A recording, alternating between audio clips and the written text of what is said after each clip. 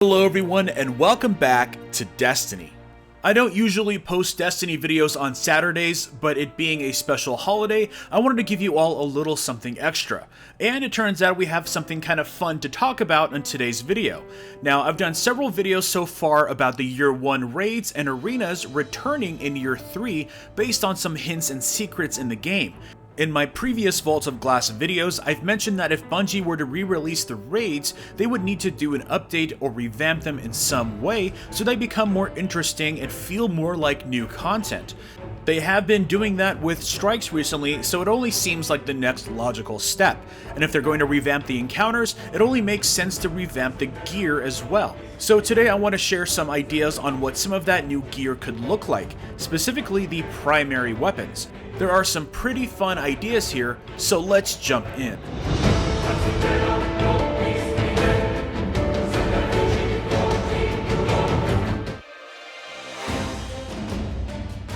To set up what you're about to see, one of the biggest issues with simply raising the level in light from Year 1 raids is the fact that Bungie has moved away from using elemental primaries. If you didn't play Destiny in Year 1, the legendary primary weapons that you would get from those raids all had elemental properties, and that essentially made a lot of the weapons vastly superior to anything you could get from the vendors or the Crucible. Bungie did away with elemental primaries in Year 2 so that there wouldn't be an obvious best choice for legendary primaries. So the question remains, if Bungie were to in fact bring back the old raids with new light levels, would they also have to remove the elemental properties of those weapons? Unfortunately, if they only simply did that, it would be a little lame. Those weapons wouldn't be anywhere near as special as they were in Year 1. Well, it turns out that there might actually be a more creative solution out there. A pal of mine, Benjamin Ratterman, has presented a solution that I think not only is ingenious, but is an elegant solution to make the primaries feel like they're originals without giving them a set element. Benjamin is also an incredible artist and he's created many awesome weapon concepts which I've featured plenty on this channel, so be sure to click the links in the description to check out those videos. Now, before we get into it, I do want to be extra clear here that these are not real weapons from Bungie. These are purely concepts that are intended to illustrate one solution to the elemental problem. So, Benjamin's ideas stem from the fact that Bungie is getting more creative with their unique perks on raid gear.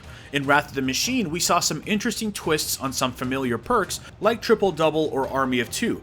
The intention with most Wrath of the Machine weapons was to maximize DPS, so the perks were designed to reinforce that concept.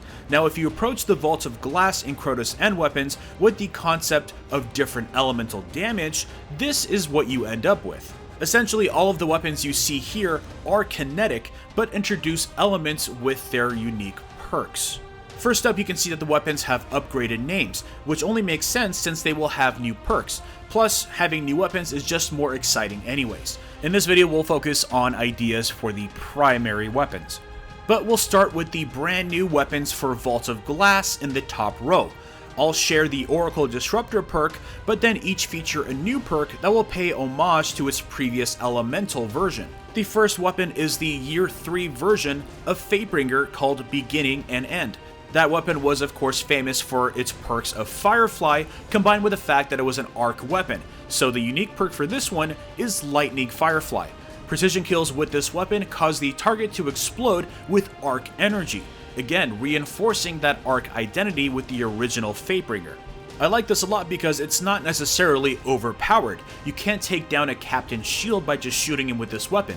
You have to rely on that precision kill. The next weapon is a new version of Vision of Confluence called Vision of Separation. That weapon was Solar Element, so the unique perk is Zen Eclipse. Causing damage with this weapon increases its stability and makes the next precision shot Solar Energy. Again, balancing the fact that it has elemental damage to a skilled player. Next up, we have the replacement for Praetus Timepiece, which is Praetus Ending. It has Hidden Lightning. Missing a shot from this weapon's burst will fire a fourth shot with Arc Energy. Next, we have the new version of Atheon's Epilogue called Atheon's Introduction with Glass Half Negative. The bottom half of each magazine causes additional damage and has Void Energy. Next up, we have the primaries for the new Crota's End set. As you can see, they all have the Taken skin, and to be honest, if they were to bring back the Crota's End raid, I kinda want it to be Takenified, especially if they end up injecting Siva into Vault of Glass. I think it would be nice to change it up with more Taken in Crota's End. And if you think about it, King's Fall didn't really feature that much Taken. In fact, there were many more Hive enemies, so a raid with purely Taken enemies and a Taken Crota at the end would be pretty epic. Not to mention if they had a crazy Taken Oryx that would appear at the very end. But either way, having the Taken enemies be more prevalent would make the Will of Light perk a lot more useful. And then we can start with the first weapon, which is the replacement for Word of Crota, called Word of Taken. Its unique perk is Blighted Gift. Rapidly landing 3 precision hits returns a round to the magazine that does void damage. So it's basically like triple tap, with every 3rd precision hit being a void round. The next weapon is probably one of my favorites in this set, and that is the new Fang of Iryut, which is called Strings of Iryut. The unique perk is Taken Mark. Enemies that are hit by this weapon are highlighted and shown on radar better. Also, enemies that are marked will take arc precision damage by this weapon. So again, not only paying homage to its element, but also to the original perks of this weapon. Next, we have the replacement for Light of the Abyss called Blighted Edict. The unique perk is Blighted Breaker. This weapon does bonus damage to Taken summons and projectiles, destroy Taken Vandal shields, and cause bonus damage to blights. And finally, we have the new version of Abyss Defiant called Abyss Taken.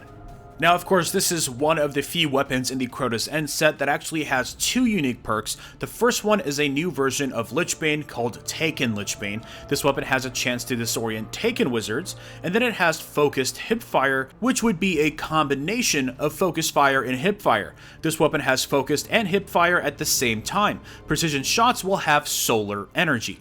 Again, not particularly overpowered, but I like that these weapons kind of make you set up certain strategies and tactics during the raid. All in all, I think these are some fantastic ideas to keep the weapons all kinetic, but also pay homage to their elemental past. Now, before I end the video, I want to address a quick misconceived notion about the Destiny live team. On my previous videos, whenever I mentioned the return of Vault of Glass, Crota's End, and Skolas's Revenge, many people in the comments have noted that this is not really possible due to the limited resources of the live team.